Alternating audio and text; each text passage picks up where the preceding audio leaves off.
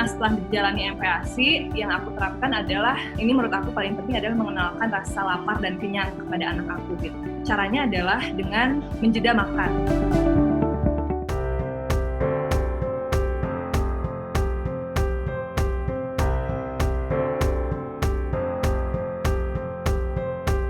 Halo, nama saya Nadia Hafiza. Saya ibu dari Raylan, anak saya yang berusia 1 tahun.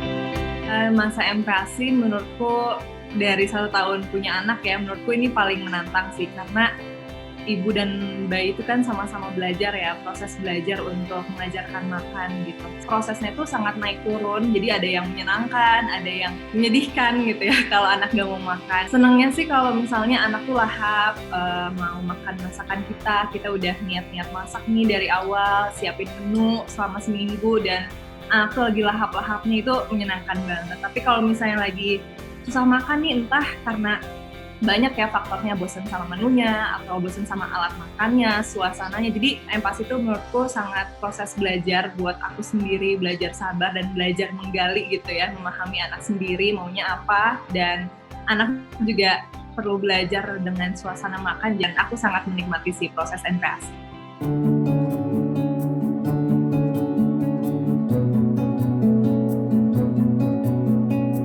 Raylan tuh termasuk sering GTM-nya. Sebenarnya ini juga lagi masa-masa penyesuaian karena dia lagi baru tumbuh gigi. Setiap tumbuh gigi tuh dia GTM. Terus kalau misalnya lagi sakit nih, misalnya lagi flu atau batuk, dia juga lagi nggak mau makan. Jadi kira-kira sebulan sekali lah ada masa-masa GTM. Kalau anak lagi GTM, aku juga pastinya tanya-tanya nih ke ibu-ibu lain tentang pengalaman anak GTM. Nah, salah satunya aku cari di komunitas babyologist. Jadi ternyata di situ juga banyak yang mengalami seperti aku, dan akhirnya aku juga dapat informasi baru lah mengenai cara-cara menu resep baru lah yang misalnya bikin anak gak GTM, mom hack gitu ya untuk anak mau makan lagi gitu.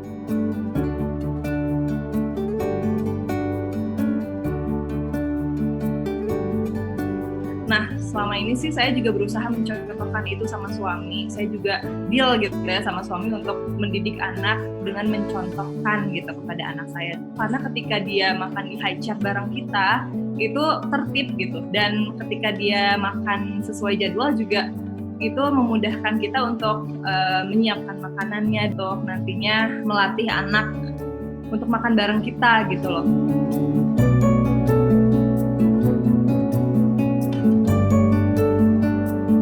Nah, setelah menjalani MPASI, yang aku terapkan adalah, ini menurut aku paling penting adalah mengenalkan rasa lapar dan kenyang kepada anak aku gitu. Caranya adalah dengan menjeda makan. Jadi 2 jam dia tidak makan, tidak dikasih apa-apa, snack, susu, aku nggak kasih, tapi pas jadwalnya dia makan, yang aku harapkan dia merasa lapar gitu ya, selama 30 menit itu aku akan kasih dia makan gitu.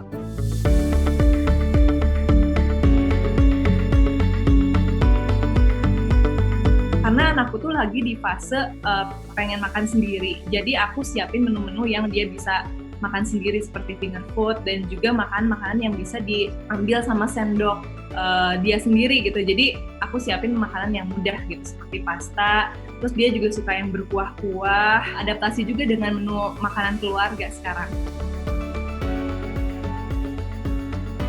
Ternyata betul dia pengen makan sendiri, dan aku bersyukur banget ada alat-alat makan dari Dr. Brown's yang sangat memudahkan fase anak aku untuk makan sendiri. Salah satunya adalah soft grip spoon and fork ini yang bisa ngebantu anak aku secara nyaman dan aman untuk menyendok makanannya sendiri, karena anakku tuh lagi suka banget pasta, khususnya spaghetti ya, dan ini tuh mudah banget untuk anakku nyendokin makanannya dan masukin mulut dia gitu. Dan ini tuh sangat melatih motorik juga ya, koordinasi mata, terus tangan dan juga mulut gitu. Terus ada juga alat-alat lain seperti divided plates yang menurut aku ini juga disukai anak aku, karena ketika aku menyediakan makanan yang terpisah ya antara karbohidrat, protein dan juga sayuran, itu kan warnanya jadi cantik ya, jadi anakku tuh jadi lebih lahap gitu makannya.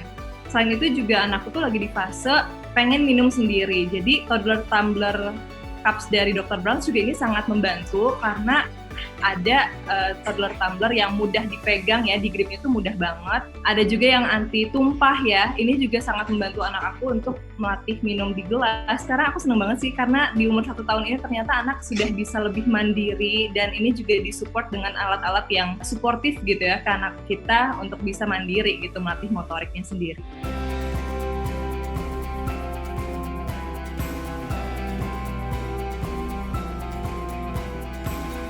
Ya, aku juga sering diingetin sama suamiku untuk ya sabar gitu ya. Tips pertama mungkin sabar, dan yang kedua ya jangan capek untuk cari tahu kenapa dengan anak kita, dan harus terus kreatif sih kalau jadi ibu ya. Jangan sampai ada permasalahan bosen gitu ya. Kita jangan sampai bikin anak kita bosen sama menu, sama suasana, dan ya intinya banyak faktor yang menyebabkan anak kita GTM, tapi ada banyak faktor dan banyak solusi juga sebetulnya yang hanya kita sendiri yang kenal gitu sama anak kita.